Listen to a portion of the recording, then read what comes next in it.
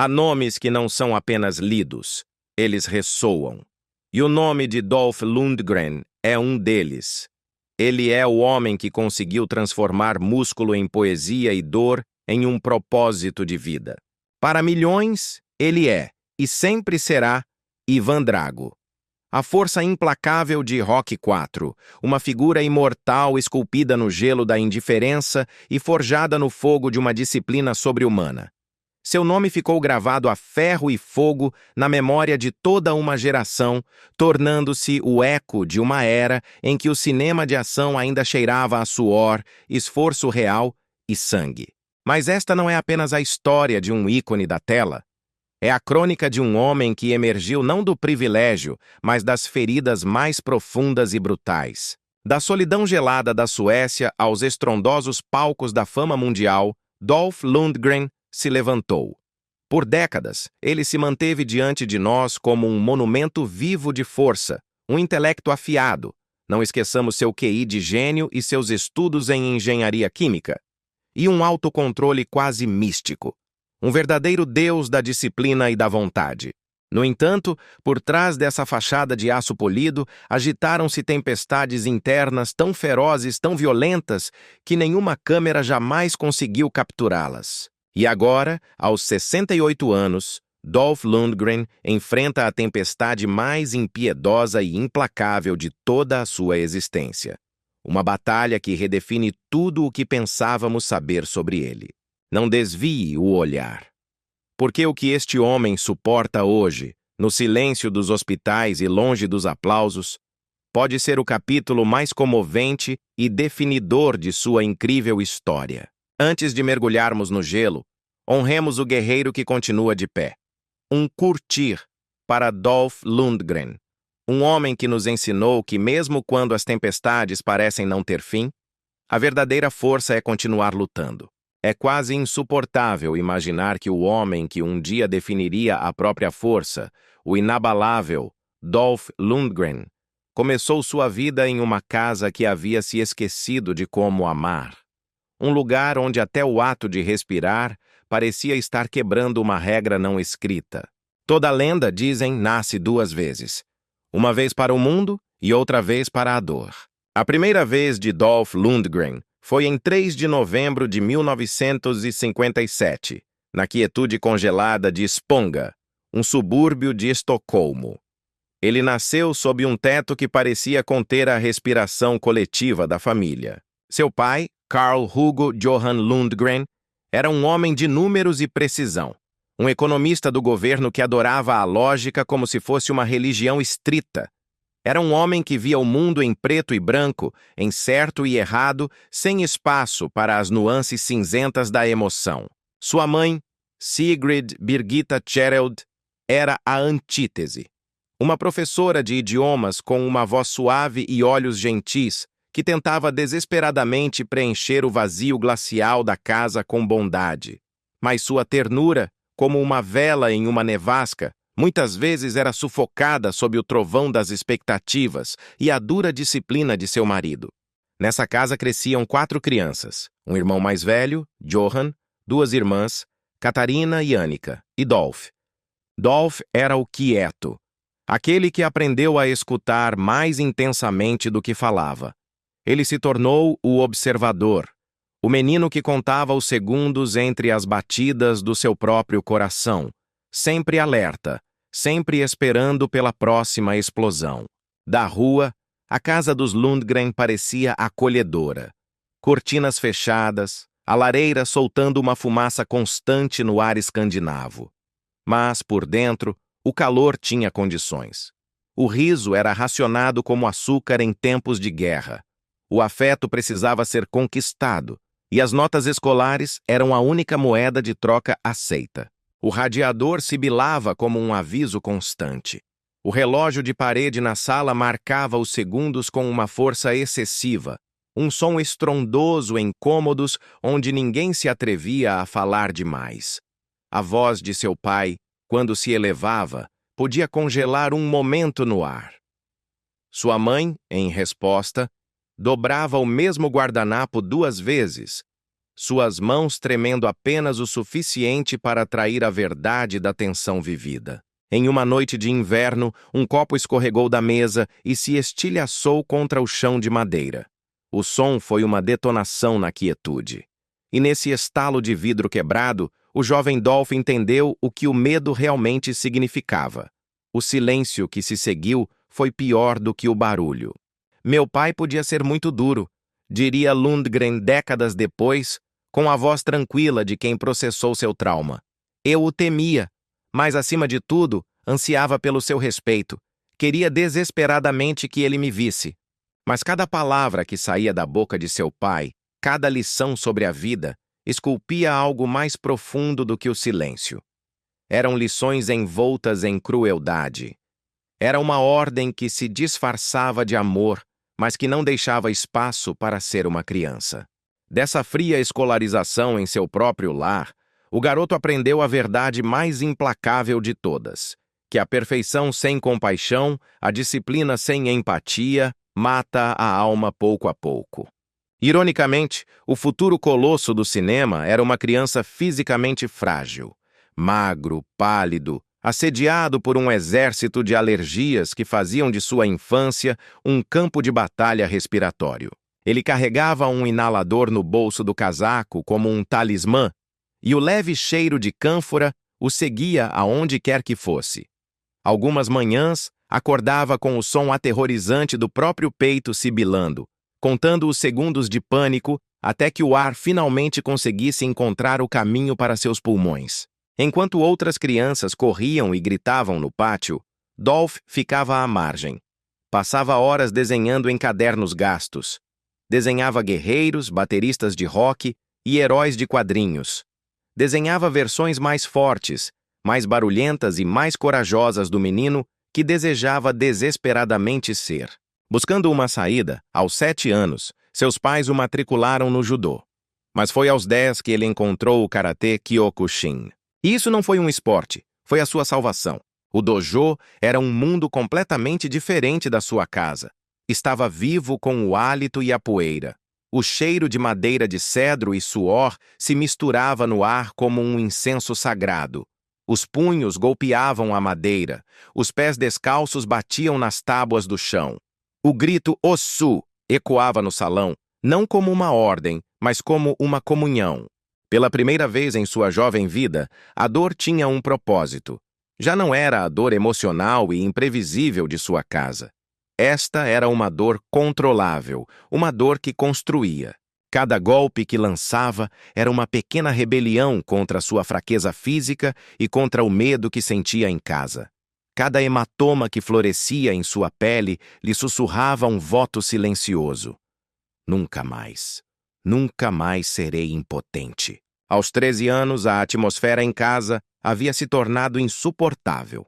O silêncio havia se tornado espesso, elétrico, uma tortura sem fim. Em uma manhã, enquanto a neve sussurrava contra os vidros da janela, ele arrumou uma pequena mala. Deslizou para dentro dela uma única baqueta de bateria, o último vestígio do sonho de um menino que um dia quis fazer música e barulho. Colocou o gorro de lã do seu avô, puxou-o até as sobrancelhas e saiu de casa. Ele foi para Neeland, no norte, morar com seus avós. Ele não correu. Simplesmente caminhou, uma respiração de cada vez, diretamente para a tempestade de neve.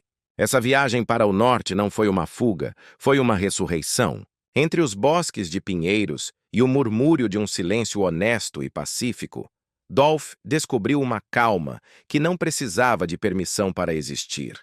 Ele se refugiou nos estudos de forma feroz, dominando as equações químicas e físicas da mesma maneira que outros rezavam, acreditando que a ordem lógica da ciência poderia apagar o caos emocional do qual provinha. Mas os fantasmas viajam bem. A voz de seu pai o seguiu, mais suave agora na distância mais constante. Essa voz interna, esse medo residual, se transformou.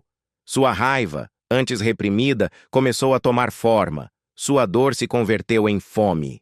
Acho que fiquei com raiva por muito tempo. Ele admitiria anos depois. Essa raiva se tornou meu combustível.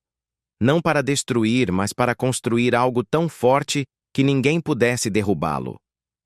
Durante a década de 1970, o dojo se tornou sua igreja e seu confessionário.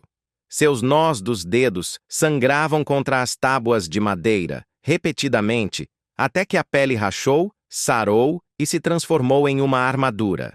Cada torneio era um julgamento. Cada oponente em sua mente era uma sombra do rosto de seu pai, uma representação de seus medos. Quando finalmente venceu os campeonatos europeus de Kyokushin em 1980 e novamente em 1981, o rugido da multidão o banhou. Não foi apenas vitória, foi absolvição. O menino frágil que desenhava guerreiros à margem havia se tornado um. O gelo havia sido quebrado. O guerreiro havia nascido. Mas a maior batalha de sua vida estava apenas começando. O rugido da multidão se desvaneceu, mas o silêncio que restou era ensurdecedor. Porque dentro do vencedor, dentro do campeão da Europa com os nós dos dedos ensanguentados, ainda estava de pé o menino de Estocolmo. Seu olhar se perdia nas arquibancadas, buscando entre os rostos um gesto de aprovação de seu pai. Um gesto que nunca chegou. As velhas palavras de seu pai o perseguiam como um fantasma. Se você quer ser alguém, se você quer ter importância, vá para a América. Não era uma sugestão. Era uma sentença. E assim, o jovem Dolph tomaria essa decisão. Não para buscar o perdão de que já não precisava, mas para provar ao mundo, e mais importante, a si mesmo, que a força bruta e a gentileza do espírito nunca foram inimigas. Ele havia nascido no conforto material, sim, mas foi criado na mais absoluta geada emocional. E foi esse frio que lhe ensinou a resiliência. O silêncio opressor de sua casa o ensinou a focar sua mente. E as pequenas misericórdias de sua mãe, esses atos de bondade clandestinos, lhe ensinaram a compaixão. Especialmente os bilhetes escritos à mão que ela deixava em sua escrivaninha. Pequenas bandeiras de trégua em uma guerra silenciosa que diziam: seja gentil, inclusive consigo mesmo. A dor, seu mestre mais antigo e constante, deixou de ser sua jaula para se converter em seu guia. Nessa casa onde o amor era um objeto frágil e as palavras podiam ferir mais do que qualquer golpe, uma lenda já estava sendo forjada. Não foi forjada com o metal da vitória, mas com os materiais da sobrevivência, da disciplina e da graça silenciosa de perdoar o que uma vez quase o quebrou. Mas a paz, para uma alma como a dele, nunca estava destinada a durar. O silêncio do qual havia escapado na casa de seu pai não era nada comparado ao silêncio profundo e oco da fome. O menino que havia sobrevivido às tempestades emocionais de sua família estava prestes a enfrentar um mundo que nem sequer sabia que existia. Aos 22 anos, Dolph Lundgren chegou a Sydney, Austrália. Aterrissou com uma única mala, uma prestigiada bolsa de estudos em engenharia química e uma fé inabalável de que o conhecimento, finalmente, poderia torná-lo livre. A cidade brilhava sob um calor de verão que ele desconhecia, mas seu mundo era tragicamente pequeno. Era um quarto alugado sobre uma rua barulhenta, uma janela, uma escrivaninha e um aquecedor que tossia mais do que aquecia. Sua vida se partiu em duas. De dia, era o estudante brilhante, perdido em equações químicas até os olhos arderem de exaustão. À noite, era o músculo. Ele ficava na porta das boates de King's Cross, um distrito conhecido por sua dureza. Seu trabalho era apartar brigas entre estranhos bêbados demais para lembrar seu rosto na manhã seguinte. O ar cheirava a cerveja choca e a água sanitária. As luzes de neon piscavam sobre seu rosto, desenhando promessas quebradas em sua pele. Havia noites em que ele contava as moedas no bolso. Mal dava para o aluguel. Nunca era suficiente para comer. O aquecedor de seu quarto morria frequentemente no frio da noite australiana. Ele dormia usando seu casaco, sua respiração criando uma nuvem de vapor contra o vidro da janela. Pensei que sair de casa acabaria com a dor. Ele admitiria mais tarde. Eu não sabia que a dor me seguiria através dos oceanos. Aos 24 anos, obteve seu mestrado em Engenharia Química pela Universidade de Sydney. Tinha um diploma impressionante na mão e uma solidão tão profunda que nenhum diploma poderia consertar. A rotina era brutal. Trabalhava até o amanhecer, vigiando portas onde a música techno batia como um coração artificial. Em seguida, sem dormir, pegava os primeiros ônibus para o campus, meio adormecido, cheirando a suor, fumaça de cigarro e o desespero da noite anterior. Quando o mundo finalmente se acalmava, apoiava a cabeça sobre os livros didáticos abertos e sussurrava para si mesmo, como um mantra: apenas aguente mais um pouco. E então, em uma dessas noites, o destino chegou, e chegou vestido de lantejoulas. Nesse mesmo clube noturno onde trabalhava, apareceu uma mulher chamada Grace Jones. Ela não era uma pessoa, era uma força da natureza. Era fogo, fama, perigo e riso, tudo em uma única respiração. Ela o viu primeiro. Viu aquele gigante silencioso parado em um canto com uma tristeza inconfundível nos olhos. Ela o contratou como seu guarda-costas. O que começou como proteção, rapidamente se tornou obsessão. Grace o arrastou para sua órbita. Ela o levou a um mundo de brilho, caos e movimento implacável. Ele a seguiu para Nova York, a cidade onde as luzes nunca se apagam e os sonhos apodrecem tão rápido quanto florescem. Ela foi a tempestade que o tirou do chão. Em seus braços, ele se esqueceu de dormir, de comer, até mesmo de pensar. Ela era tudo o que eu não era, ele recordaria anos depois com meio sorriso. Ela era barulhenta, era livre, mas eu me perdi tentando acompanhar o ritmo de seu fogo. Nova York era uma catedral de ambição, mas para Dolph parecia um teste de sobrevivência. O frio da cidade cortava seu casaco. O vapor que subia das grelhas do metrô cheirava a ferrugem e a fome. Ele dividia um pequeno apartamento que nunca dormia de verdade. Chamadas telefônicas às 3 da manhã, ensaios, o zumbido interminável da cidade lá fora. Grace brilhava sob os holofotes enquanto Dolph esperava nos bastidores, anônimo na escuridão. Ele tentou ser modelo.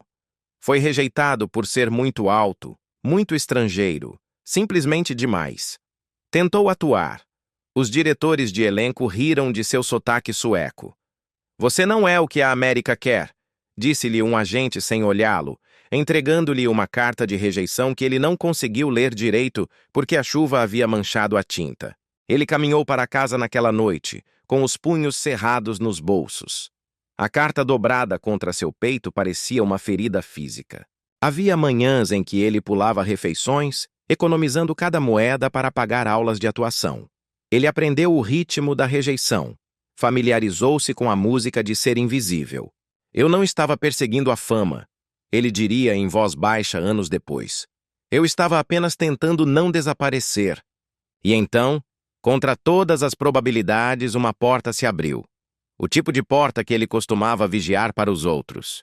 Grace conseguiu um papel no filme de James Bond, 007 na mira dos assassinos, A View to a Kill, e levou Dolph para o set como seu guarda-costas.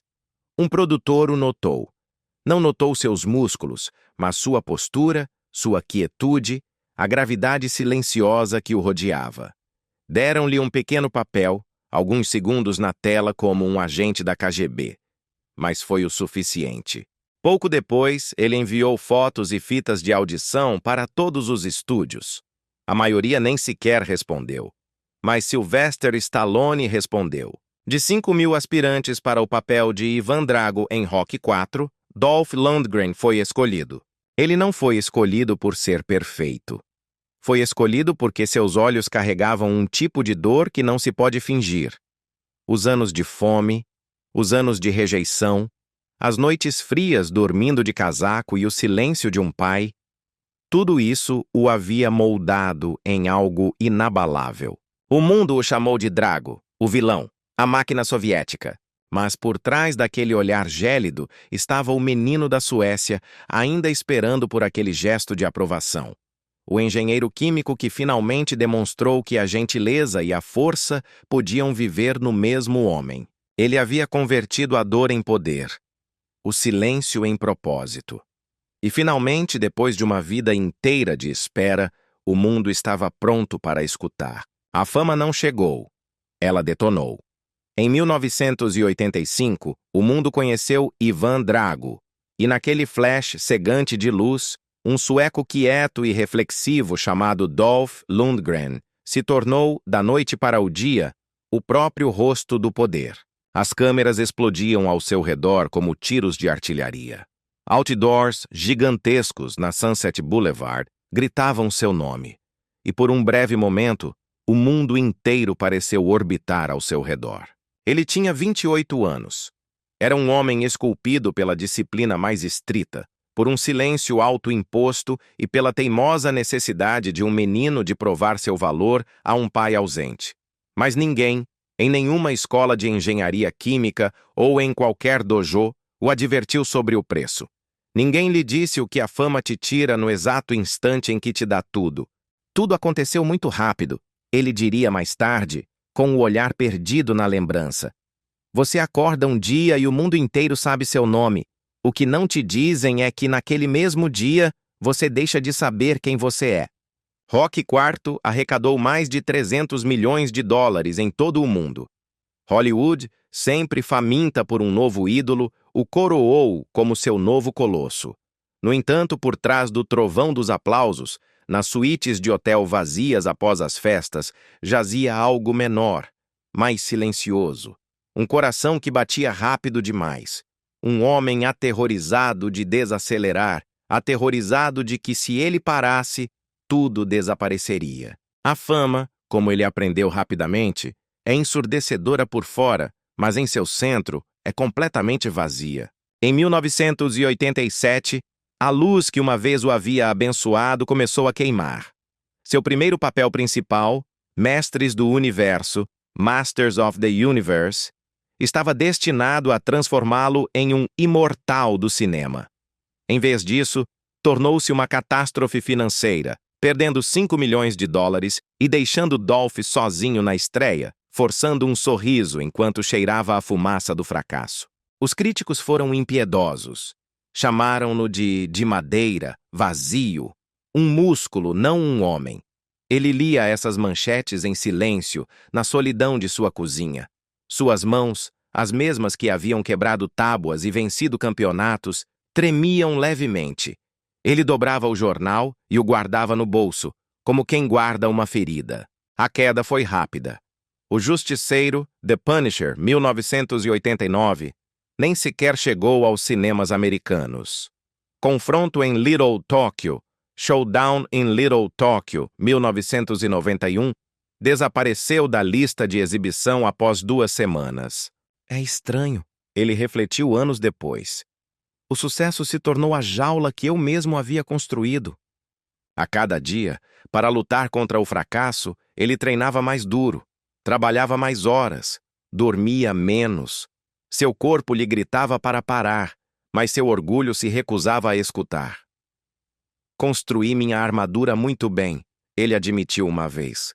Esqueci-me de que havia um homem dentro dela.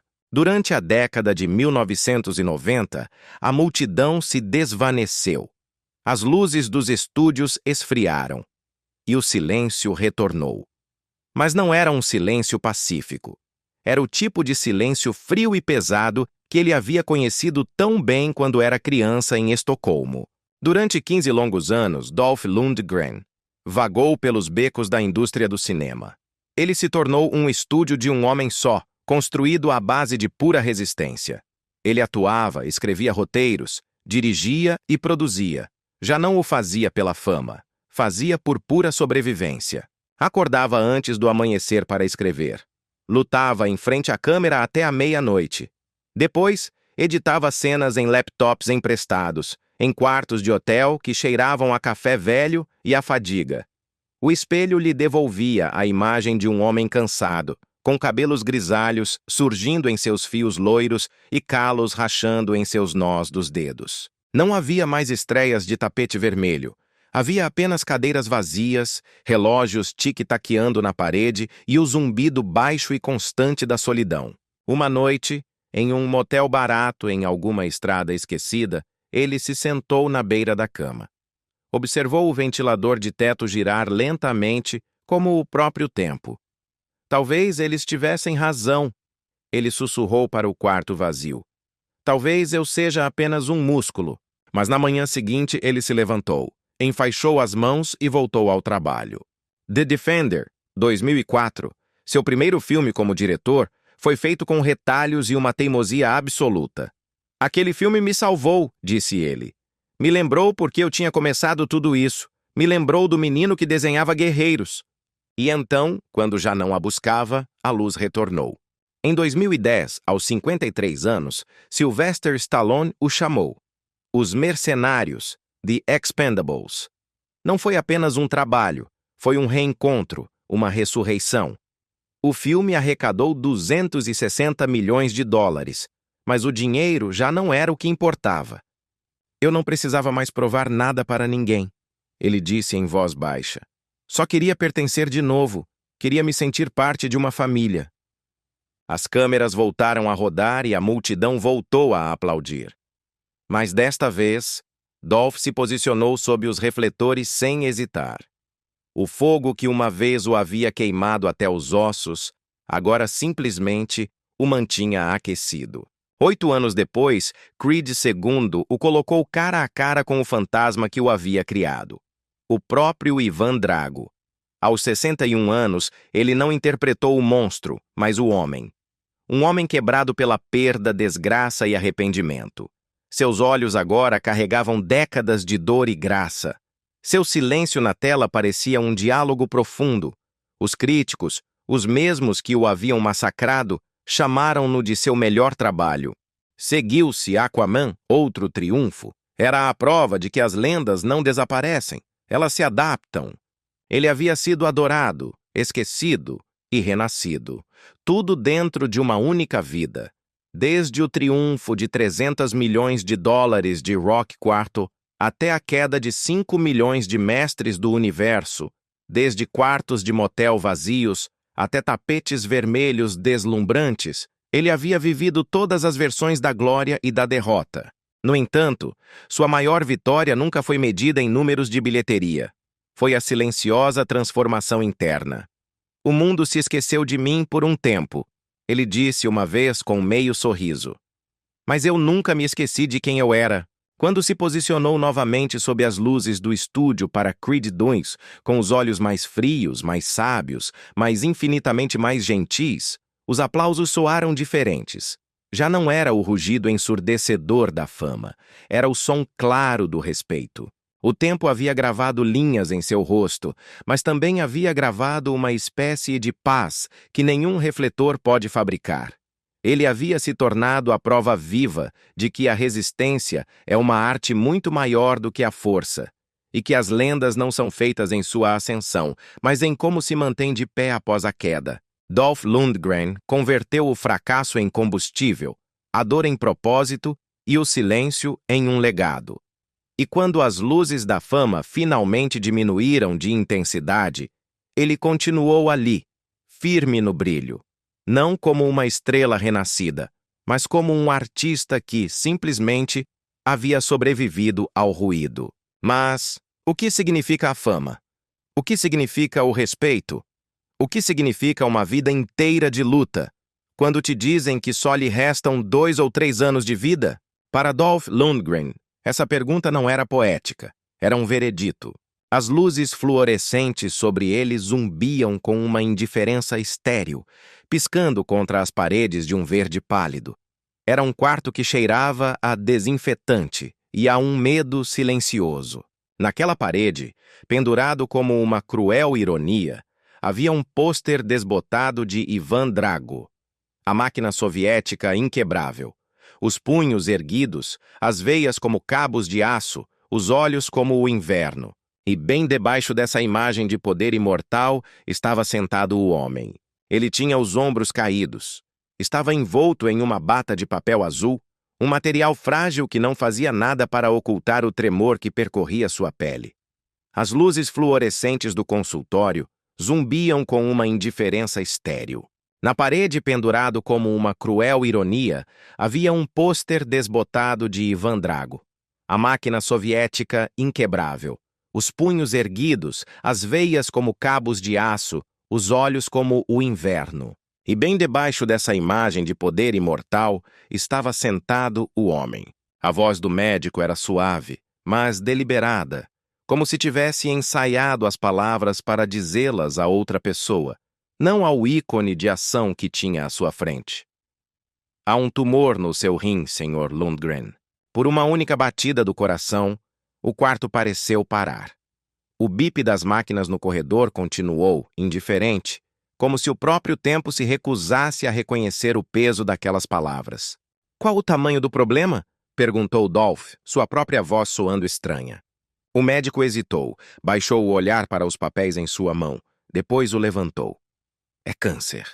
A palavra aterrissou como um golpe no corpo. Aterrissou mais forte do que qualquer soco que ele jamais tenha recebido em um ringue, real ou fictício.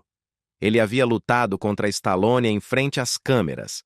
Havia sangrado para os diretores. Havia quebrado ossos pelo bem da arte. Mas nada, absolutamente nada, o havia preparado para este tipo de luta. Aqui não havia roteiro. Não havia ângulo de câmera que o favorecesse. Não havia um segundo take. Essa dor era invisível, silenciosa e demasiado real. A cirurgia veio rápido. Metal frio, luzes brancas e brilhantes, uma contagem regressiva que se dissolveu no nada. Quando acordou, a dor preencheu o quarto antes mesmo que pudesse abrir os olhos. Cada respiração arrastava fogo através de suas costelas. Cada expiração era uma pequena rendição. Tubos de plástico se enroscavam em seu peito como linhas de vida. E o zumbido constante das máquinas substituía os aplausos que uma vez seguiram seu nome. Você ainda está aqui, sussurrou para o quarto vazio. Era um mantra frágil contra o silêncio. Por um tempo, os exames voltaram limpos.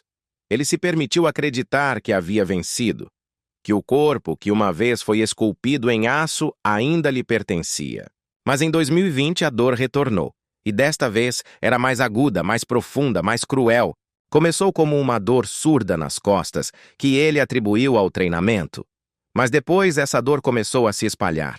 Ela se movia metodicamente, sem pressa, como um velho inimigo que se lembrava perfeitamente de seu endereço. O câncer havia voltado. Já não estava contido. Desta vez, ele havia se mudado. Alcançou seu fígado, seus pulmões, seu estômago, seus ossos. Foi uma invasão silenciosa e brutal, abrindo caminho através da mesma estrutura que uma vez havia encarnado a invencibilidade. Os scanners da tomografia se iluminaram como constelações de traição. Galáxias vermelhas e douradas, espalhadas por um corpo que havia sido adorado por sua perfeição. Quando o oncologista finalmente falou, seu tom era suave, quase pedindo desculpas, como se baixar o volume pudesse suavizar o golpe. 2 anos, disse. Talvez 3. As palavras não ecoaram. Elas colapsaram. O tempo se dobrou sobre si mesmo. Dolph não falou. O ar no pequeno quarto ficou espesso, sem som, pesado. Ele olhou para o chão. Depois olhou para suas mãos. As mãos que uma vez haviam segurado troféus, roteiros e armas na tela, agora tremiam, quase translúcidas sob a luz dura do hospital. Esse foi o momento em que o mito rachou. O homem inabalável se deparava com sua própria fratura. Você passa a vida toda interpretando alguém invencível, ele sussurraria mais tarde. E então, um dia você percebe que não é. O que se seguiu não foi viver, foi aguentar. Cirurgia após cirurgia. Sessões de radiação que queimavam sua pele até ela rachar como terra seca. O cheiro de antisséptico agarrava-se a ele, à sua roupa, ao seu cabelo. Um gosto de ferro e produtos químicos enchia sua boca. Perdeu o músculo. Perdeu o apetite. O homem no espelho era uma zombaria do homem que o mundo uma vez adorou. Seu reflexo era o de um homem de olhos fundos, cinza, suas veias se levantando como raízes emaranhadas sob uma pele demasiadamente fina. As noites eram as mais longas.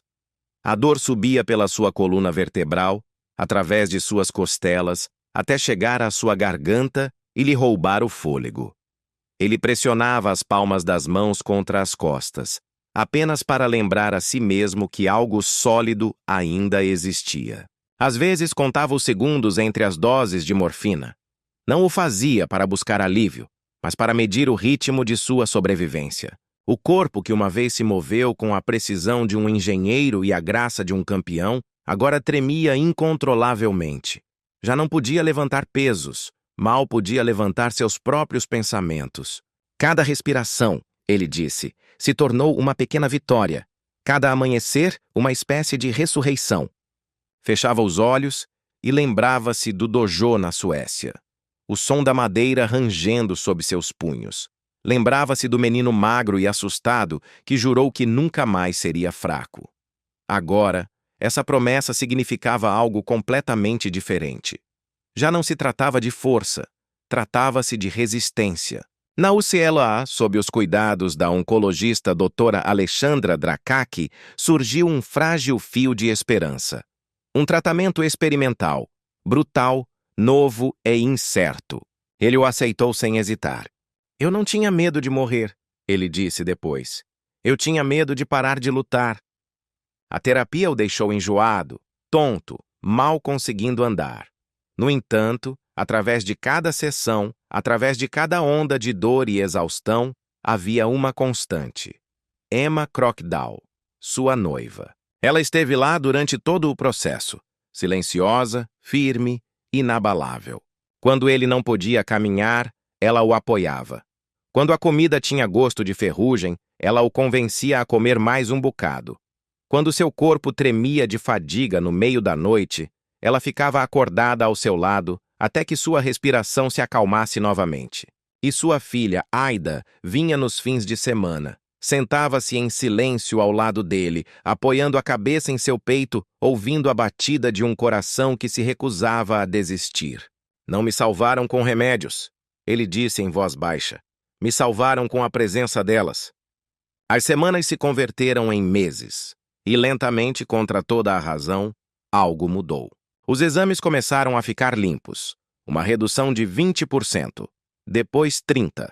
As cores brilhantes na tela que indicavam o perigo começaram a se desvanecer, passando de chamas a cinzas. E no final de 2023, a doutora Drakaki, sua oncologista, olhou para ele, sorriu em meio a lágrimas e disse as palavras que ele havia enterrado no mais profundo de seus sonhos, por medo de que nunca se tornassem realidade. Você está limpo. Por um longo momento, Dolph Lundgren não se moveu. O quarto ao seu redor, aquele quarto estéril que havia sido sua jaula, pareceu desfocar. O som das máquinas, o sussurro do ar-condicionado, o tic-tac surdo de seu próprio coração. Não gritou, não chorou, não houve um rugido de vitória. O campeão simplesmente fechou os olhos e sentiu a luz do sol tocar seu rosto através da janela do hospital. Era um calor que não sentia há anos. Uma calidez que dava por garantida e que quase perdeu para sempre. Eu não precisava mais de aplausos, ele diria mais tarde, com a voz embargada pela emoção. Eu só precisava de ar. Quando saiu do hospital pela primeira vez, o mundo parecia exatamente o mesmo. Os carros, o trânsito, o ruído de Los Angeles. No entanto, para ele, o mundo nunca havia parecido tão novo. Seu corpo, agora mais magro, carregava as cicatrizes da batalha. Pálidas, elevadas, brilhando suavemente sob o sol da Califórnia. Já não eram marcas de sofrimento. Eram o mapa de sua sobrevivência. E agora, nas manhãs suaves de Los Angeles, ele acorda antes do amanhecer. Com uma xícara de café na mão, ele se posiciona em seu terraço e observa como o horizonte respira com ele. A cidade se estende sob seus pés, ampla e interminável. Uma cidade que uma vez o coroou como um deus, depois o esqueceu como um brinquedo quebrado, e agora o observava em silêncio. Mas o homem que estava ali de pé já não precisava da memória dessa cidade. A força, Ele diz agora, com a sabedoria que só a dor extrema pode conceder: não se trata do quanto você pode levantar. Trata-se do que você pode suportar e continuar vivendo. O menino de Esponga, o jovem frágil que uma vez treinou até sangrar apenas para escapar da fraqueza que sentia por dentro, finalmente havia aprendido a verdade. O poder real não reside em conquistar os outros, nem mesmo em derrotar a dor. Reside em encontrar a graça dentro dela. Enquanto a luz do sol se derrama pelo seu terraço, traçando cada cicatriz com uma reverência silenciosa, Dolph Lundgren já não é o homem inabalável que interpretou no cinema. Ele é algo infinitamente maior.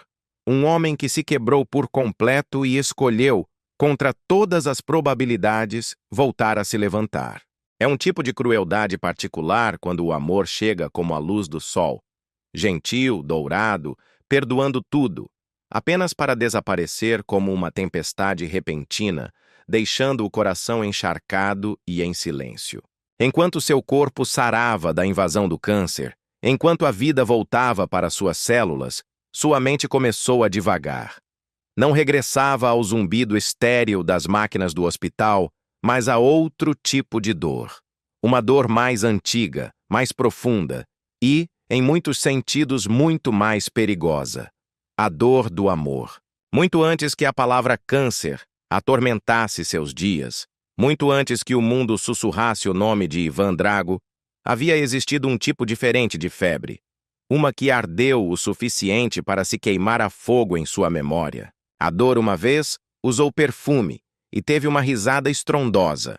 O caos, uma vez, teve voz, aroma e uma batida do coração que podia ser sentida através do chão de uma discoteca.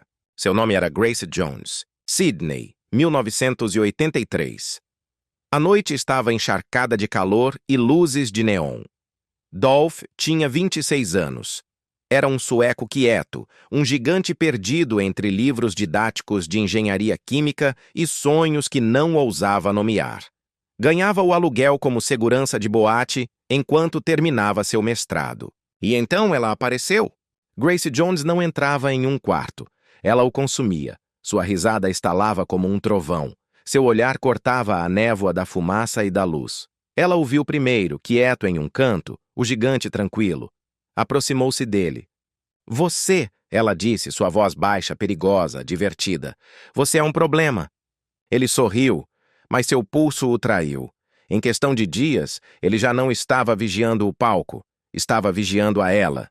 Em questão de semanas, já não a estava protegendo, estava se apaixonando. Ela o tirou das sombras da academia e o arrastou para sua órbita. Um caos deslumbrante de arte, música e fama. Quando ela lhe disse para segui-la para Nova York, ele não hesitou. Ela era a gravidade, ele recordaria mais tarde. Eu simplesmente caí. Nova York, 1984. As noites sangravam nas manhãs em um borrão de luzes e ruído. O lendário Estúdio 54 rugia como um organismo vivo. Andy Warhol desenhava em um canto. O ar cheirava a champanhe caro. A risada ecoava como música. De dia, Dolph, o engenheiro, estudava atuação na oficina de teatro de Warren Robertson. À noite, seguia Grace através do pulso de Manhattan, em clubes exclusivos, em tapetes vermelhos, em quartos onde as lendas viviam e onde frequentemente eram queimadas. Eles eram opostos escritos pela mesma mão. Ela era o caos encarnado. Ele era a disciplina feita carne, e, no entanto, juntos, encontraram um equilíbrio. O fogo dela aquecia o silêncio dele. A calma dele ancorava a tempestade dela. Houve manhãs ternas, manhãs em que ela cantarolava velhas baladas jamaicanas enquanto ele preparava café no apartamento dela, com a luz do sol entrando pelas persianas meio fechadas. Ela passava uma mão pelo braço dele rindo. Meu viking! E ele respondia suavemente. Meu universo.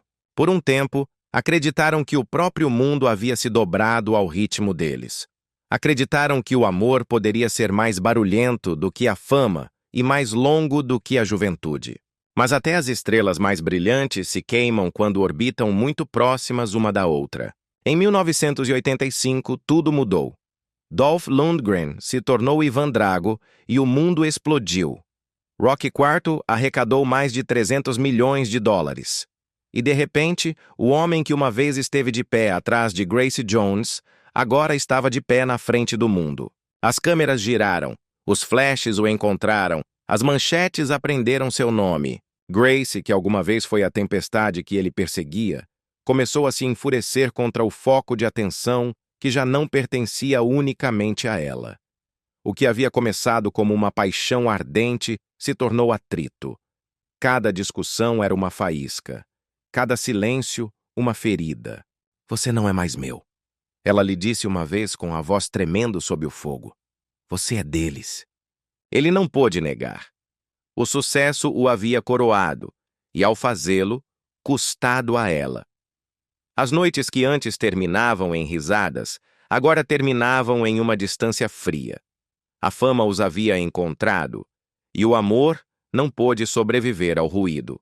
Quando terminou, não houve tempestade, apenas uma chuva silenciosa.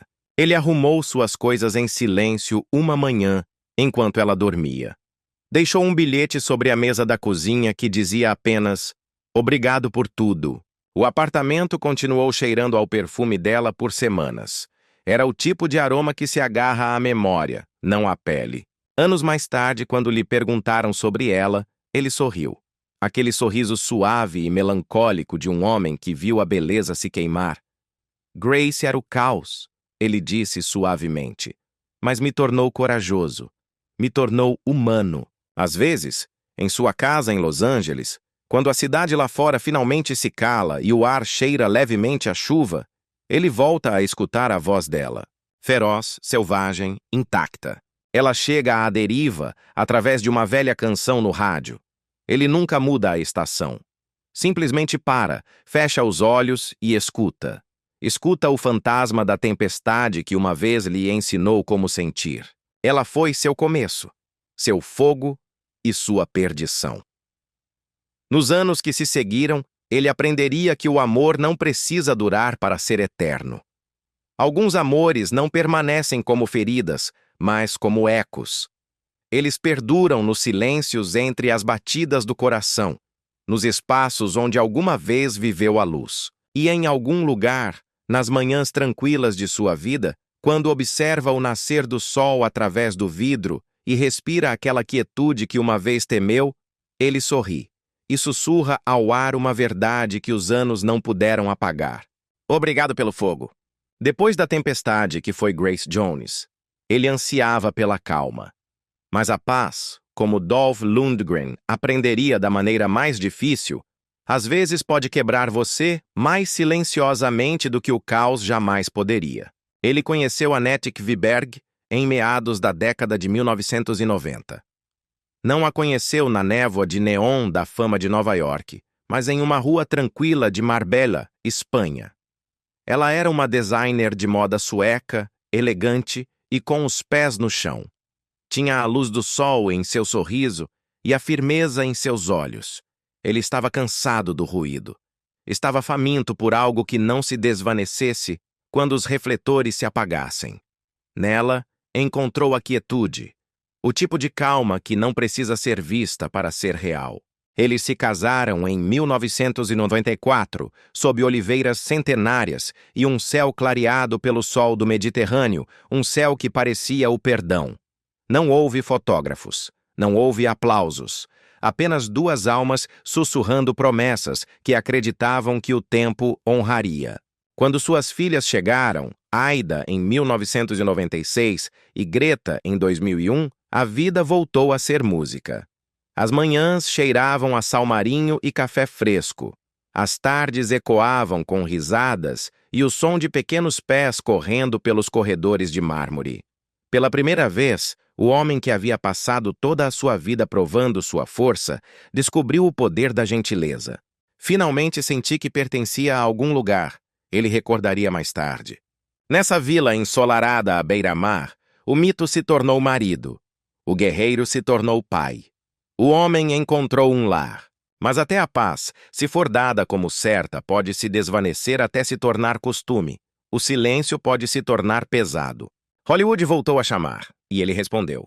Um voo de cada vez. Roteiros, luzes, sets de filmagem. Um carrossel que nunca parava de girar. Annette ficou para trás na Espanha, desenhando roupas, criando as meninas, sendo a âncora de tudo o que ele não podia estar lá para sustentar. Voltarei em breve, ele prometia por telefone, com a voz suave pelo esgotamento e pela diferença de fuso horário. Mas em breve, continuava se afastando cada vez mais no calendário. Os aniversários se converteram em videochamadas. Os aniversários de casamento se converteram em silêncios constrangedores. Ela queria presença, ele disse mais tarde, com uma honestidade brutal. E eu continuava dando promessas. Cada momento perdido se tornou um pequeno rasgo em algo que uma vez foi sagrado. À noite, Annette ficava parada na varanda, olhando o mar escuro, perguntando-se em que momento o amor havia se convertido em espera. Ele, enquanto isso, sentava-se em quartos de hotel anônimos, assistindo a velhas fitas de vídeo das risadas delas, rebobinando o som de uma vida que lhe escapava entre os dedos. Não brigavam, simplesmente esqueceram como encontrar o caminho de volta um para o outro. O amor, ele aprendeu, nem sempre termina com raiva. Às vezes, simplesmente fica sem palavras. E o silêncio, ele descobriu, pode sufocar mais forte do que qualquer tempestade. Então chegou a noite que estilhaçou a pouca paz que restava. Em 2009, enquanto a meia-noite cobria Marbella de quietude, intrusos invadiram a vila. O som de vidros quebrando, gavetas sendo arrancadas, o medo preenchendo cada canto escuro. Annette, aterrorizada, mas corajosa, empurrou as filhas para dentro do banheiro, trancando a porta. Seus braços tremiam enquanto as abraçava, sussurrando que tudo ficaria bem, embora seu próprio coração não acreditasse. Os ladrões fugiram apenas quando viram as fotos na parede. Viram o rosto de Dolph Lundgren olhando para eles fixamente. Viram o homem que nenhum ladrão queria encontrar em casa. Mas o medo não vai embora quando o perigo desaparece. Aida começou a dormir com a luz acesa. Greta pulava a cada ruído na casa. E Dolph, a milhares de quilômetros de distância, em um set de filmagem, só podia escutar pelo telefone. Indefeso, enquanto o pânico de sua esposa se convertia em soluços abafados. Eu podia quebrar ossos na tela, ele disse mais tarde, com a voz quebrada pela culpa. Mas eu não podia consertar o que se quebrou dentro delas naquela noite. Essa culpa se tornou sua sombra. Ele voou para casa e as abraçou, mas sabia que algo precioso havia fraturado. Não a casa, mas a sensação de segurança que o amor supostamente deve proteger. Pela primeira vez, ele entendeu uma verdade terrível. A força não significa nada quando você não pode evitar que aqueles a quem você ama sintam medo. Em 2011, o esgotamento havia substituído o afeto. Não houve traição, não houve escândalo, apenas duas pessoas cansadas demais para continuar tentando. 17 anos de amor reduzidos a assinaturas em uma página. Quando assinou os papéis do divórcio, a caneta escorregou, deixando uma pequena mancha de tinta azul que se espalhou sobre o papel como um hematoma. Ele não disputou a custódia. As meninas precisam de estabilidade, disse em voz baixa. Ela lhes deu isso. Ele deixou a elas a vila de Marbella, a mesma casa que uma vez ressoou com risadas. Ele arrumou uma única mala e foi para Los Angeles, para começar de novo, sozinho. Ida e Greta ficaram com a mãe junto ao mar, e Dolph começou a aprender a amar à distância. Eu me converti no pai que aparecia, disse. Não sempre, mas sempre quando era importante. Ele enviou postais em vez de desculpas. Fez chamadas em vez de dar desculpas. E com o tempo, elas o perdoaram. Não porque ele pediu, mas porque nunca deixou de aparecer. Anos mais tarde, ele falaria de Annette sem amargura. Ela havia sido sua calma, sua âncora. Mas o destino, ao que parece, não havia terminado com ele. Ela me deu meus melhores anos, ele diria suavemente anos depois.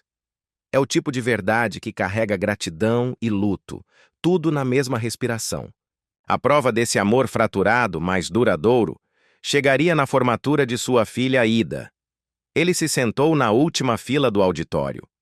Usava óculos de sol escuros, não para se proteger da luz, mas para ocultar as lágrimas que um homem que havia interpretado Ivan Drago não queria que o mundo visse. Quando tudo terminou, sua filha mais nova, Greta, correu até ele e o abraçou com força. Sussurrou em seu ouvido: "Tenho orgulho de você, papai." Essa simples frase, pura e direta, curou algo que nenhuma medicina, nenhum campeonato de karatê e nenhum sucesso de bilheteria jamais poderia tocar. Quando um jornalista lhe perguntou uma vez do que se arrependia mais em sua vida, Dolph fez um silêncio invulgarmente longo. O homem de ação buscava as palavras. "O tempo", ele disse finalmente com a voz quase inaudível. "Sempre pensei que tinha mais." O menino de Sponga, o homem que havia construído toda a sua vida sobre a disciplina e o desafio, finalmente havia aprendido a lição mais dolorosa de todas. Aprendeu que o tempo é a única coisa contra a qual você não pode lutar, e é o único presente que o amor realmente te pede. Hoje, quando o amanhecer se eleva sobre Marbella, a brisa marítima ainda carrega ecos das risadas de suas filhas. É um som fraco, como uma canção meio lembrada. A vila que ele deixou para trás continua de pé, ensolarada e tranquila, cheia de fantasmas de um calor que, milagrosamente, nunca se converteu em amargura. As meninas o visitam frequentemente em Los Angeles. Ele ainda liga todo domingo, sem falta. O amor permanece. Não como o fogo devorador que foi Grace Jones, mas como uma brasa quente, constante e duradoura, porque nem todos os finais são fracassos, e nem todos os silêncios significam perda. Às vezes, o que resta depois da ruptura é o que estava destinado a durar desde o princípio: o perdão, a gentileza e a graça de entender que até uma família quebrada pode continuar estando completa, simplesmente em uma forma diferente. É estranho como a vida te dá uma segunda chance justamente quando você se sente cansado demais para agarrá-la. Após o colapso silencioso de seu casamento, Dolph Lundgren não buscava o amor. Apenas buscava quietude. Buscava algo que não estivesse tocado pelo ruído de Hollywood, nem pela dor surda do arrependimento. Era o ano de 2011.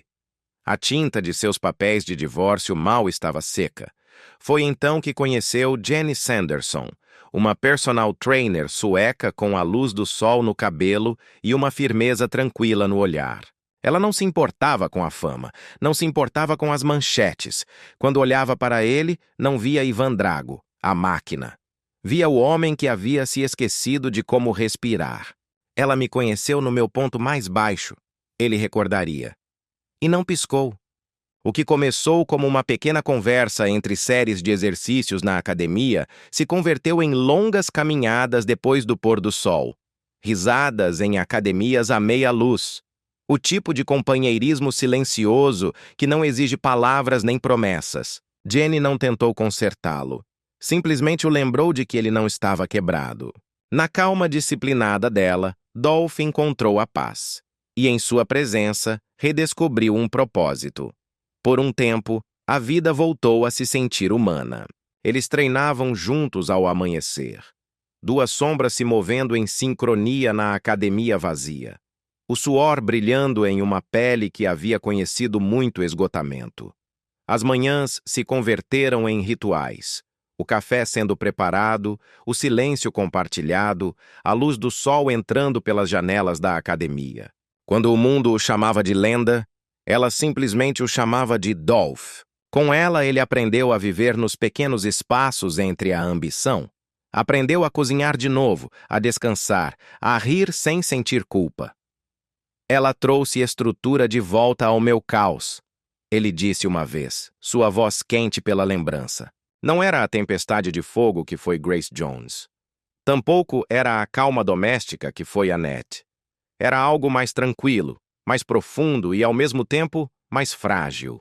Ela não entrou em sua vida como um furacão, mas como um sopro de ar fresco depois de ele ter se afogado. Na simplicidade do amor deles, ele começou a acreditar que a paz talvez pudesse durar. Esses foram os anos em que ele parou de correr. Os anos em que pensou por um momento que a vida finalmente havia exalado. Mas os mares calmos frequentemente escondem correntes profundas. Hollywood voltou a chamar. Novos papéis, novas cidades, meses vivendo na estrada. Ela ficou para trás em Estocolmo, dirigindo seu estúdio de fitness, tentando se agarrar a um homem que vivia fazendo e desfazendo malas. No começo, ligavam um para o outro todas as noites. Depois, toda semana. Depois, às vezes, não ligavam de jeito nenhum. Nós dois estávamos tentando, ele admitiu mais tarde. Mas estávamos nos movendo em direções diferentes. O mesmo silêncio que uma vez se sentiu como um consolo, agora começava a doer. Ele ficava dormindo com o zumbido do ar-condicionado do hotel, perguntando-se se ela também estaria acordada. Ela preenchia suas noites com música e taças de vinho vazias, olhando fotos em seu telefone que pareciam mais felizes do que realmente se sentiam. O amor não terminou em chamas. Ele se corroeu, como a margem de uma praia, uma onda silenciosa de cada vez. Quando finalmente se separaram em 2017, não houve acusações, não houve gritos. Houve apenas uma longa expiração. O tipo de respiração que as pessoas tomam logo antes de entrar na água fria. Ele não fez nenhuma declaração pública. Ela também não. Mas seus amigos notaram como ele se movia depois. Parecia mais leve, sim, mas também mais sozinho. Anos mais tarde, quando lhe perguntaram sobre ela, o sorriso de Dolph carregava com o peso silencioso de alguém que havia parado de buscar respostas. Jenny não me ensinou a amar de novo, ele disse uma vez. Ela me ensinou a ficar sozinho sem me sentir sozinho. Em sua cômoda, ainda está pendurada uma pequena pulseira de couro. Está rachada, desbotada pelo sol. É o tipo de coisa que você esquece de jogar fora porque se sente mais como o tempo do que como uma lembrança. Às vezes, ao amanhecer, quando passa por uma academia e escuta o golpe surdo de um saco de pancadas, algo dentro dele se move. Não é dor, não é anseio, é reconhecimento. Ela está lá, na disciplina, na respiração entre o esforço e a calma, no silêncio que já não dói. O que ela lhe deu não foi cura, foi equilíbrio. Com Jenny, ele aprendeu que a paz não é algo que outra pessoa possa te dar. É algo que você deve aprender a construir dentro de si mesmo. O amor deles não quebrou. Simplesmente chegou ao seu limite. O ponto onde dois viajantes percebem que o caminho continua. Simplesmente não juntos. Eu costumava pensar que o amor era sobre se agarrar com todas as suas forças. Admitiu Dolph Lundgren, anos depois. Agora eu sei que se trata de caminhar ao lado de alguém até que os caminhos se separem. E quando o fazem, desejar-lhes o melhor. Não era tristeza o que sentia quando falava de Jenny Sanderson. Era uma gratidão silenciosa. A gratidão de ter conhecido alguém que não exigia um para sempre, mas que apenas pedia um agora. Ele já estava com quase 60 anos naquela época. Tinha idade suficiente para saber que o amor nem sempre te salva, mas era jovem o suficiente para continuar acreditando em sua graça. O homem que uma vez havia vivido rodeado de ruído, de explosões no set e de aplausos ensurdecedores, havia chegado a compreender que a forma mais verdadeira de afeto não é a posse, é o respeito. Não se arrependia de que o relacionamento com Jenny tivesse terminado. Celebrava que tivesse acontecido. Pela primeira vez em sua vida, ele viu o amor não como uma chama que precisa ser mantida viva, nem como uma cura para a solidão. Viu-o como um espelho. Um espelho que te reflete quem você realmente é quando ninguém está olhando. E talvez isso tenha sido o que mais ficou com ele. O amor, ele percebeu, não é algo que se desvanece ou que perdura. Transforma-se. Adota novas formas, uma rotina matinal, uma respiração tranquila, uma lembrança dobrada e guardada em silêncio. Quando o menino de Esponga olha para trás agora, já não vê perdas. Vê movimento.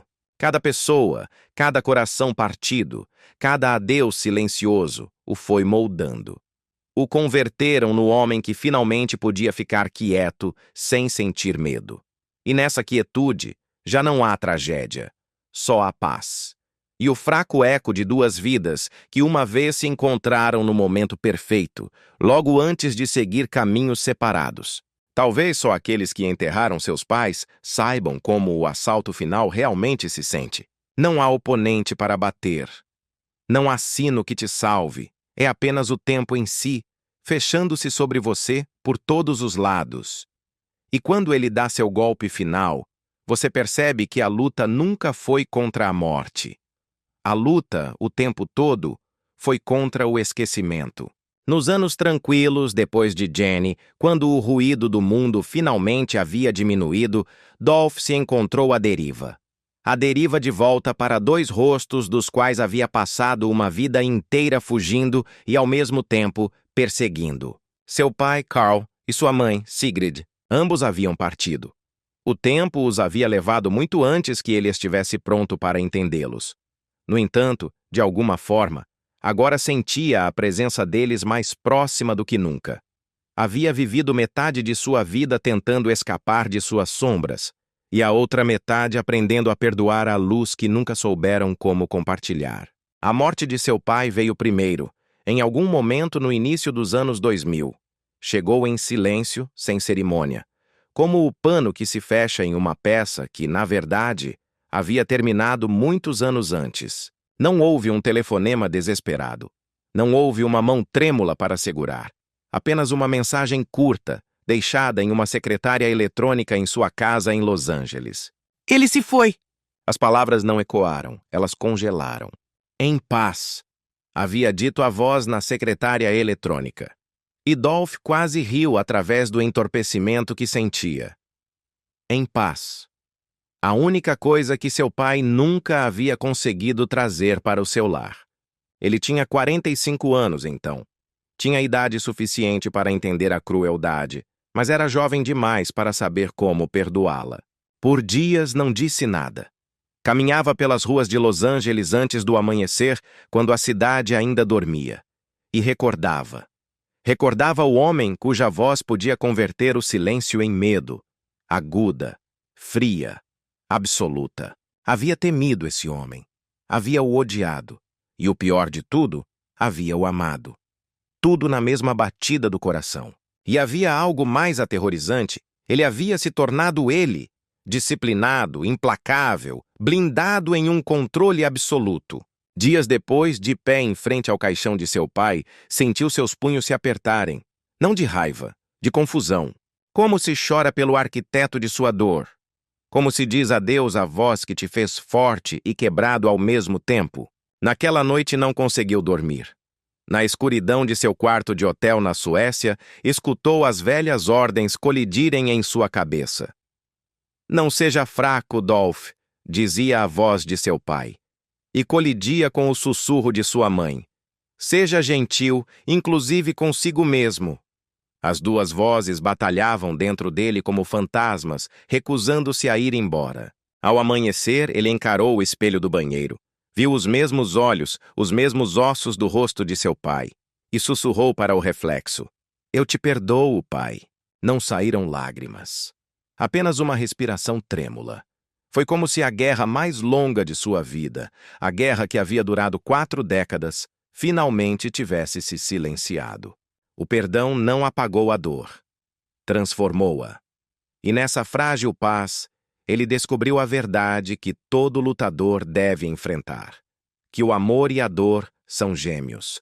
Nascem da mesma ferida. Anos mais tarde, quando sua mãe o seguiu, a perda foi sentida de forma diferente. Foi mais suave, mas de alguma forma infinitamente mais profunda. Sigrid sempre havia sido o calor silencioso no fundo de suas tempestades. A única voz gentil que podia durar mais do que os trovões de seu pai. Se seu pai o havia ensinado a lutar, sua mãe o havia ensinado a ficar. Seu amor era paciente, persistente, como a luz que encontra seu caminho através das rachaduras das paredes velhas. Quando ela adoeceu, Dolph voou de volta para a Suécia. Voltou para a mesma casa da qual uma vez havia fugido. Ele a encontrou sentada junto à janela, envolta em um xale cinza, a luz do inverno derramando-se sobre suas mãos enrugadas. Ela sorriu quando o viu. Era o mesmo sorriso de cumplicidade, o que dizia tudo sem necessidade de palavras. Não falaram de hospitais nem de finais. Falaram dos bosques de pinheiros, do som das gaivotas no verão. Falaram de como seus chutes de karatê quando era adolescente uma vez fizeram os pratos tremerem no armário. Ela riu, e ele memorizou esse som como se fosse oxigênio. Quando ela se cansava, ele lia em voz alta seu livro favorito. Sua voz, a voz que uma vez gritou nos filmes de ação, agora tremia enquanto ela adormecia. E quando Sigrid finalmente fechou os olhos para sempre, o fez sem medo. O fez com calma, como se, depois de todos esses anos, só tivesse estado esperando que ele chegasse em casa para poder, finalmente, soltar. Ele segurou a mão de sua mãe até que ela esfriasse. Na quietude daquele quarto de hospital na Suécia, ele sussurrou as mesmas palavras que ela lhe havia dito décadas atrás, palavras que ele havia levado uma vida inteira para entender. Seja gentil, inclusive consigo mesmo. Pela primeira vez, enquanto o último calor deixava os dedos dela, ele compreendeu. Compreendeu que não se tratava de fraqueza, mas de permissão. A permissão para parar de lutar contra si mesmo. E naquele instante, o menino assustado dentro dele, o menino que havia estado correndo desde Sponga, finalmente parou de correr. Após o funeral, ele ficou na velha casa mais tempo do que o planejado. Caminhou sozinho pelos quartos que cheiravam a madeira, a sabão e as lembranças fracas do café de domingo. O papel de parede, descolorido pelo tempo, ainda tinha as marcas de lápis de sua infância. Eram as medidas fantasmagóricas de um menino que havia passado toda a sua vida tentando crescer mais rápido do que seus medos. Na mesinha de cabeceira dela, ele encontrou uma velha fotografia.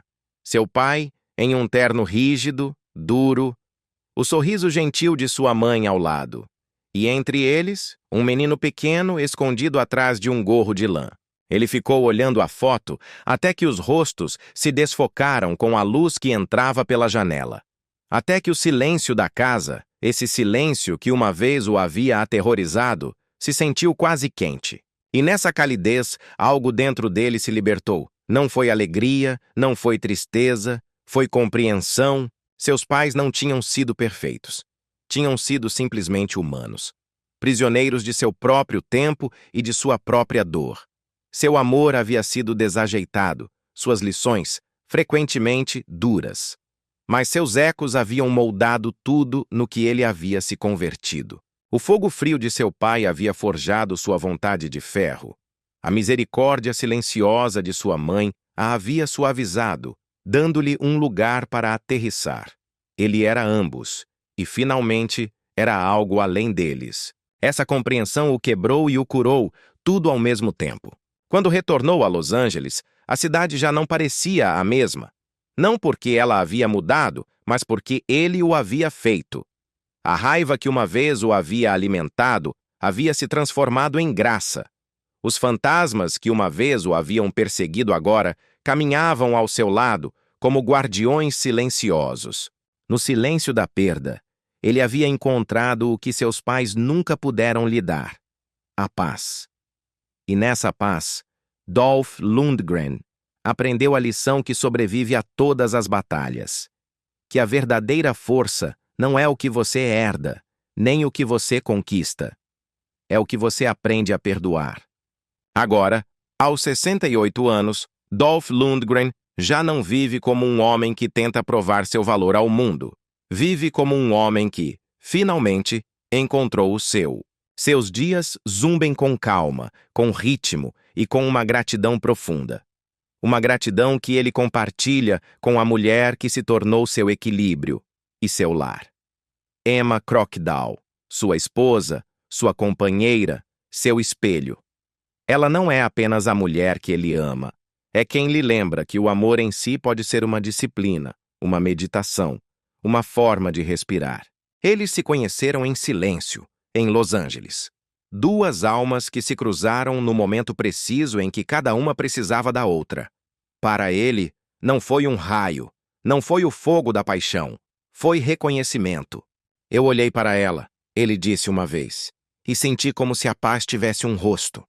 Seu vínculo não cresceu a partir do fogo da paixão, mas a partir do calor dos pequenos gestos, dos silêncios compartilhados que não eram constrangedores, da risada por coisas sem importância, do conforto absoluto de ser visto sem armadura. Emma trouxe o ritmo de volta ao seu mundo, mas não o ritmo frenético dos prazos de filmagem, mas o ritmo da alegria. Em sua casa em Los Angeles, as manhãs se desenrolam com uma gentileza que ele nunca conheceu. Ele acorda antes do amanhecer, observando como a primeira luz se derrama sobre o Pacífico. Emma se junta a ele, descalça, sorrindo, com o cabelo ainda bagunçado pelo sono. Sentam-se em silêncio, com as mãos ao redor de suas xícaras de café, vendo a cidade despertar. É o ritual deles. Um voto diário de se manterem gratos, de se manterem gentis, de ficarem. Após o café da manhã, eles treinam juntos 6 dias por semana.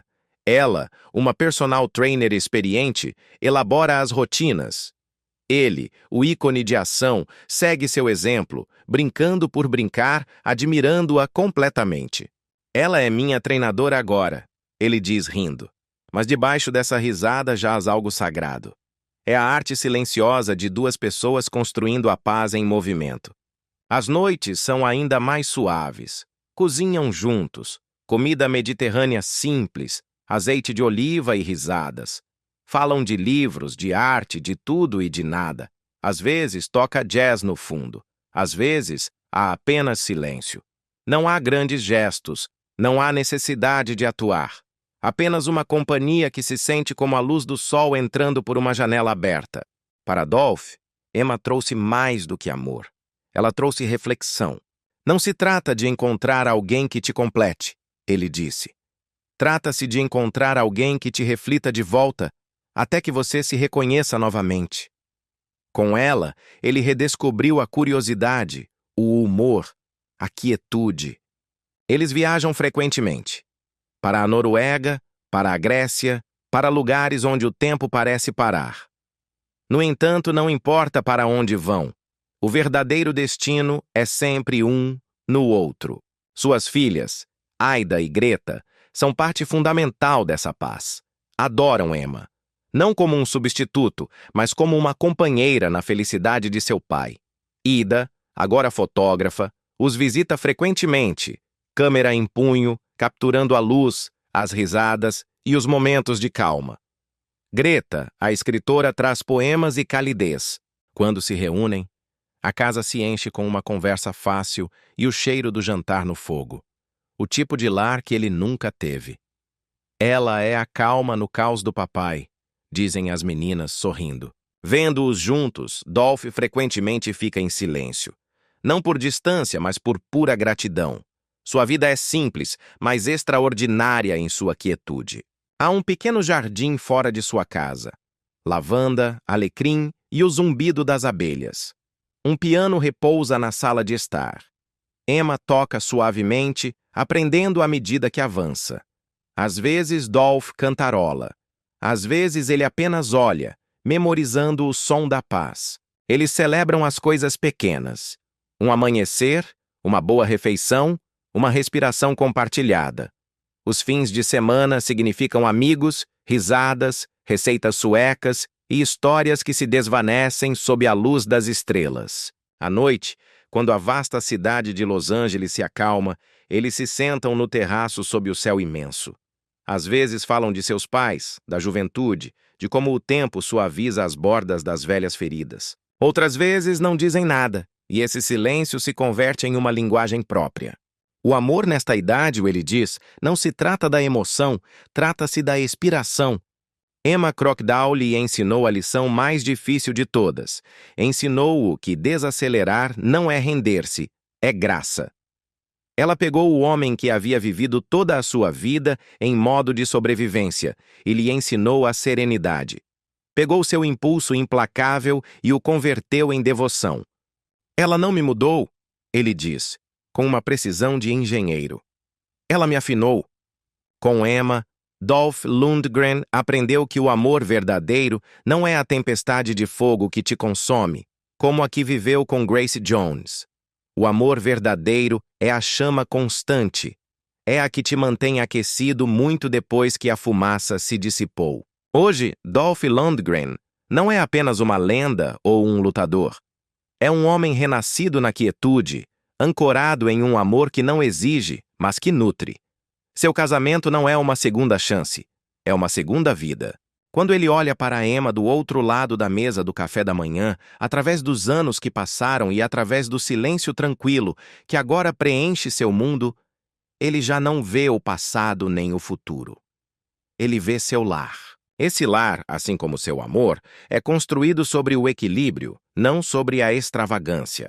O sucesso de Dolph lhe deu conforto, mas nunca vaidade. Seu patrimônio líquido, estimado em cerca de 18 milhões de dólares, é o reflexo de décadas de trabalho incansável, não de uma indulgência desenfreada. Ele não persegue o luxo. Ele cultiva a paz. Suas casas não são troféus para impressionar o mundo, são santuários. Lugares onde a vida, finalmente, vai devagar o suficiente para que se escute o eco da risada. Em Los Angeles, seu lar principal domina o Oceano Pacífico. É um refúgio de vidro e luz solar, onde as manhãs cheiram a café e a brisa salgada. É moderno, aberto, desimpedido. Cada canto parece sussurrar a palavra calma. Os livros cobrem as paredes, as fotos de sua família repousam sobre o piano e o som do vento através das portas abertas lhe recorda que a beleza não precisa gritar para ser ouvida. Em contraste, ele tem um refúgio tranquilo em Staten Island, Nova York. É um lugar de madeira, pedra e quietude. Um pequeno jardim floresce nos fundos, onde a lavanda e o alecrim crescem junto ao caminho. Eu queria lares nos quais pudesse viver, diz ele. Não casas nas quais pudesse me perder. Sua garagem também não é uma coleção de excessos. É um diário de vida. Ali descansa um Corvette C3 vermelho de 1978, restaurado e brilhante.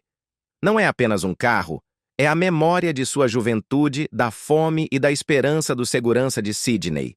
Uma Ferrari 612, elegante e atemporal, carrega em seus assentos o eco das risadas das viagens de carro com sua filha Ida. Um Shelby Cobra permanece quase intacto, seu motor descansando, sua presença recordando-lhe a resistência pura, essa força que ele já não precisa demonstrar. Até seus poucos relógios, um Rolex Submariner antigo e um Patek Philippe Nautilus, não marcam status, marcam marcos. Cada um, ele diz, é um capítulo. Embora tenha alcançado a paz financeira, Dolph mede sua riqueza em momentos, não em dinheiro. O que realmente o enriquece agora é retribuir. É converter a estabilidade que lhe custou tanto ganhar em uma força para o bem. Através da Fundação Mentor USA, ele apoia programas para jovens em risco de vício, ensinando-lhes que a força não é a rebelião, mas a resiliência. Ele sabe em primeira mão o que é ser um jovem cheio de raiva. Como embaixador da Child Help USA, ele luta incansavelmente contra o abuso infantil. Esta não é uma causa escolhida ao acaso, está enraizada em sua própria compreensão infantil do medo. É sua batalha final contra o fantasma de seu próprio pai, protegendo as crianças que, como ele uma vez, não têm quem as defenda. Com a CAST, a Coalizão para Abolir a Escravidão e o Tráfico de Pessoas, ele faz campanha pela dignidade humana, continuando a missão que nasceu de seu filme de 2014, Skin Trade. Ao longo dos anos, suas contribuições, financeiras, pessoais e emocionais, ultrapassaram silenciosamente $1 milhão, mas os números mal contam a história. O que define sua filantropia não é a escala, mas a sinceridade. Ele aparece, ele escuta, fala, doa e abraça. A fama se desvanece, ele diz, mas a bondade deixa impressões digitais. Nestes dias, Dolph escolhe seus projetos com cuidado. Aparece em filmes seletos, documentários e eventos de caridade que se alinham com sua verdade. Atualmente está escrevendo um livro, em parte memórias, em parte meditação, sobre a força, o perdão e a arte de começar de novo. Se minha história ajudar uma única pessoa a sarar, ele diz, então tudo isso, cada cicatriz, cada luta, terá valido a pena. Ele já não vive perseguindo o aplauso. Em vez disso, vive apreciando o silêncio. Suas manhãs começam com meditação junto a Emma. Suas noites terminam com gratidão. Suas filhas o visitam frequentemente. Há risadas na cozinha. O cheiro de frango com alecrim aos domingos. A suave música da satisfação. O menino da Suécia que uma vez temeu a voz de seu pai, finalmente se converteu em um homem em paz com a sua própria. E talvez esse, e não outro, seja o verdadeiro legado de Dolph Lundgren. Não a fama, não a fortuna, mas a transformação silenciosa de um homem que converteu a sobrevivência em graça. De uma casa fria em Sponga até a quente quietude de uma vida reconstruída, sua história nos lembra que a verdadeira força não ruge. Ela perdura, perdoa e aprende a amar de novo. O tempo, a perda e o amor o moldaram em algo muito mais raro do que o poder. O converteram em paz. Ele já não luta para ser visto. Simplesmente se mantém firme, completo. Um testemunho do que significa levantar-se sem raiva.